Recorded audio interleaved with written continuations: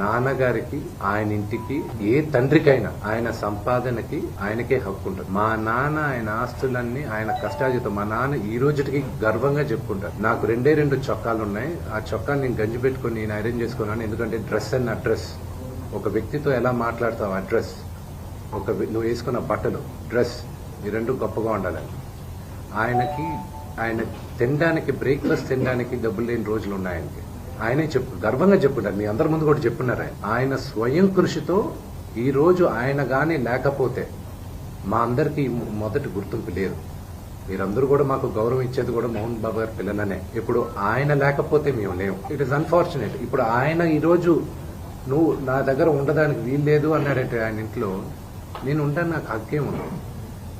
నేను కానీ మా సోదరి కానీ నా సోదరుడు కానీ మేమందరం బయట ఉండేవాళ్ళం.